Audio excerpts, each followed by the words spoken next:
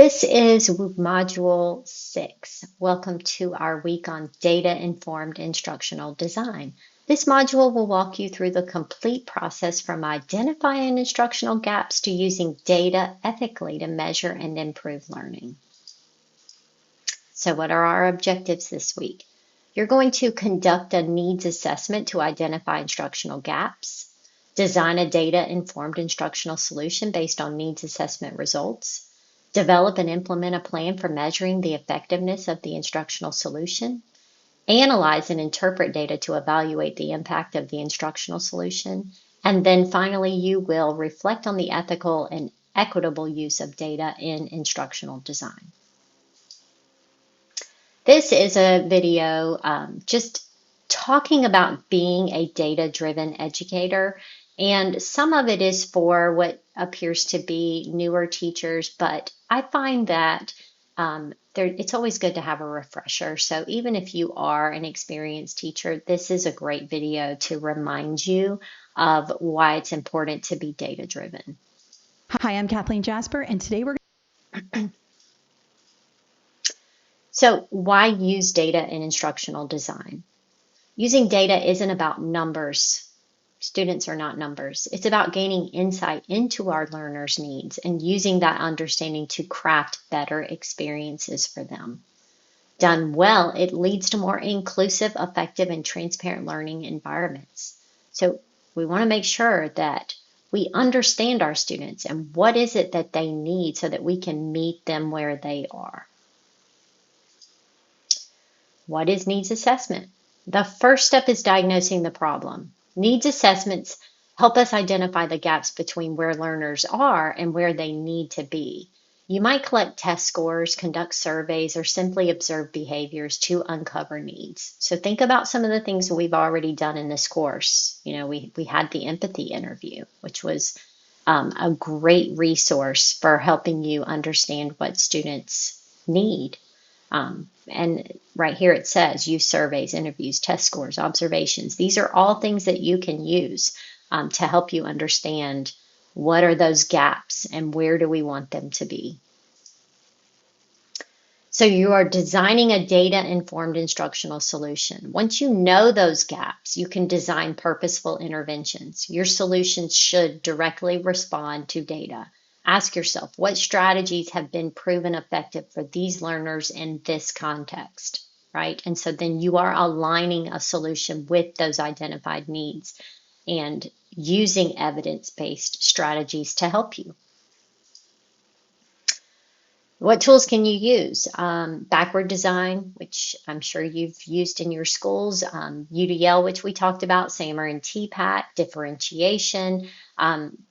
Frameworks like UDL and TPACK can help align your decisions to what the data tells you. Remember, the goal isn't just improvement, it's inclusive and meaningful growth for all students. So find that tool that best supports what you need. And then develop your plan to measure effectiveness. So how will we know it worked? Effective measurement begins with clear outcomes. Will you use pre and post assessments, formative assessments, participation rates? This planning ensures that impact isn't left to assumption. So be very specific and clear in your plan. And then after you've implemented, now you need to analyze and interpret the data.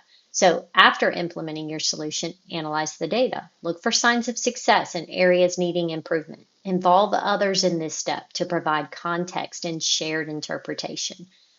Understand what other people think. Don't just keep it to yourself. Don't be in a silo.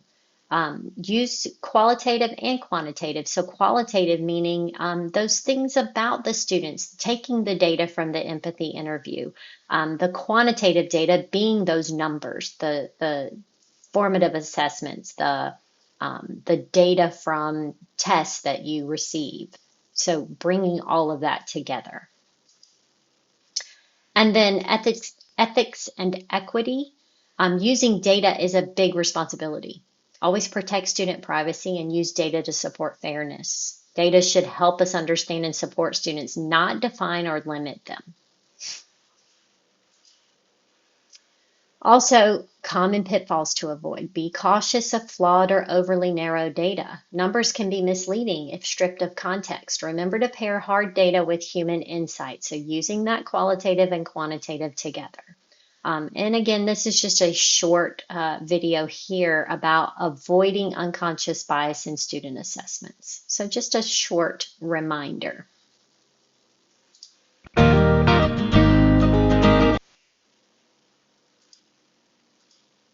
And I have provided an exemplar here for you as a guide to give you ideas and help you better understand the expectations. And obviously, there's always a rubric to help guide you as well. But I think that sometimes it helps.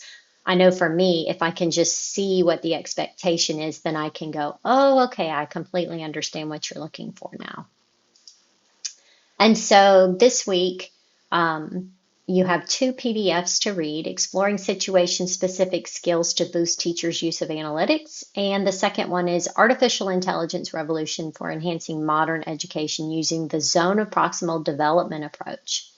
Your discussion questions as usual, and then your activities. So you're creating a technology-enhanced learning intervention. So these are the things I want you to think about. Identify the learning need, define the instructional goal, select and justify the technology you're using, design the intervention, create an implementation plan, describe the evaluation and data use, and reflect on the equity and innovation.